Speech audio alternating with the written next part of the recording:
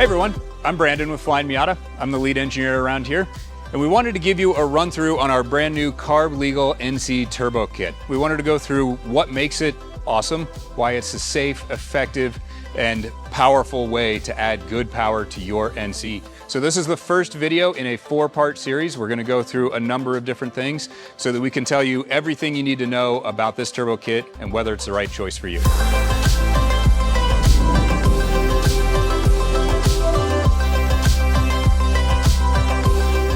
So in this first video, I'm gonna talk about the general layout of the turbo kit, why we put things where. Now, since this is our turbo kit, nearly every part in here was designed in-house to our specifications. We weren't trying to work with anyone else's kit. We were able to do everything that we wanted to for the proper fit and function and durability of every part in this kit.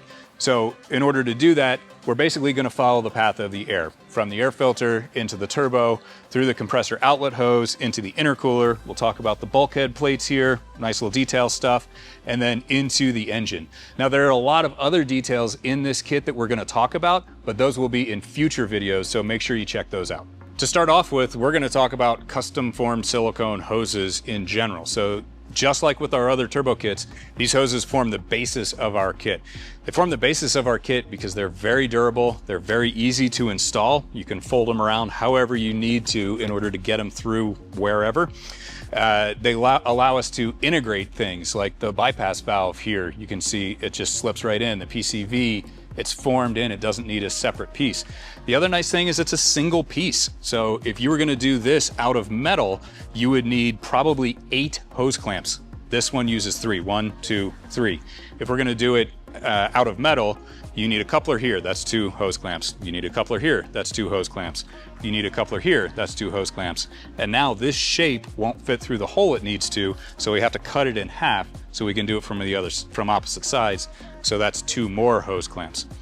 The other nice thing is that it insulates the air. So you want the air going into the engine to be as cool as possible. We'll talk more about those details in a little bit, but this insulates a lot better than a metal pipe. So this is going to keep the air as cool as possible when it goes into the engine. So with that in mind, let's look at how we had to change things to get the kit just the way we wanted it. So while the custom formed silicone hoses give us a ton of flexibility in the fit of everything, there's still some stock parts that we needed to move. So the first one is the washer bottle. So the washer bottle typically sits about here, but we wanted to put the air filter there because that is a cold, it's close to the compressor, that's the turbo, and it's nice cold air. So we put it back here. In order to do that, we have some parts to make it very easy. There's a metal bracket here that bolts into place and holds the washer bottle. There's a 3D printed piece here that just clips onto some of the bodywork in there and just sits right there. And then we don't even ask you to splice wires. There's a plug-in jumper harness to make the wire reach over to the new location. So another thing that we had to move is the battery. Now, we made our lives pretty difficult by insisting that we use the stock battery. We did not want to compromise with a small battery that maybe isn't good for cold weather or add extra expense to the kit or anything like that. So we moved the battery over to make room for the compressor outlet hose. And that's why it's that shape to snake around. So we did that the right way with a new battery box. So this is bent and welded steel that's Cerakoted, so it's a nice durable finish, and it bolts right into the stock factory locations. It also has a top, obviously, to hold the battery in place. If you own an NC currently and it has a stock battery bracket, go outside and wiggle your battery. It's a little terrifying. With this bracket, it will not be terrifying. It's nice and solid. So in order to make room for the battery, we need to move the power steering tank over. We do that with a custom bracket here. So again, just like everything else in this kit, nearly everything else in this kit, this is a custom piece that we designed in-house. So this is CNC machined aluminum. The production part will be anodized black, and it bolts to the chassis where the original tank bolted, and then it gives you new mounting points for the tank to move it over enough so that we now have room for the battery bracket. So now that we've moved the parts and we've made room for everything, we're gonna actually follow the air through the turbo kit. So we start over here, the air filter is down here. We chose this because that gives us a nice straight and short route to the turbo, and it allows us to get cold air. So this is actually open to this area of the bumper right here. So it's gonna suck in nice cold air there. One of the things we discovered is that without a lid, the intake temps were actually pretty high on this. So that's why every kit comes with a lid. The lid seals it up there, and it keeps the temps very, very cool. And I will talk more about that in our thermal management video. So from there, again, goes into the turbo. You can see custom formed silicone hoses. The bypass valve is nicely integrated. The PCV is nicely integrated. And then it goes through the turbo and out of the compressor outlet hose, which snakes around the battery. Again, that's why we moved the battery over. And it comes through the bulkhead here down to the intercooler. Now, where both of these hoses go through the bulkhead, we have made that as good and painless as possible. So we did that with these bulkhead plates. So out of the car, it's a little easier to see these bulkhead plates. So this one is for what we call the hot side, because it's hot air out of the turbo. And then we've got this guy here on the cold side out of the intercooler after it's been cooled off. So this one is kind of multi-purpose. For one, you can see here's one of the bulkhead plates that we have not used yet. So what you do is you bolt this into place. This gives you a center point for this circle. So you bolt it into place, you mark that, you take it out, you use your hole saw to drill through the bulkhead there, which is the only change that we're making to the chassis of the car. Then you clip these off, bolt it back in place. There's a rear piece right here, so that's two pieces. And then that is going to protect the silicone hose from chafing and just give you a nice, perfect setup right there. On the cold side, the stock intake sits right here and has a snorkel that comes out here. That's why your factory intake is already a cold air intake. But when we're reusing that hole for this hose, but that hole is much bigger than what we need. So we have this plate to keep the pressure out from under the hood, which is going to improve your cooling. That's another thing we're going to talk about in our thermal management video. Now, another thing you can see here is the difference in the hose diameters. Now the air flowing through here is hot air, so it does not need as much space. It's not taking up as much volume as cold air. Once it's cooled off in the intercooler, it needs a bigger diameter. So you can see it comes out of the intercooler, flows as smoothly as possible into the throttle body. So another thing you can notice here is our intercooler bracket. It's pretty simple, folded sheet metal, powder coated, durable, easy peasy. However, you can see these triangles. I think they look kind of neat. I drew them, maybe that's not fair, but where they are really neat is that this sheds almost a pound of weight off the bracket.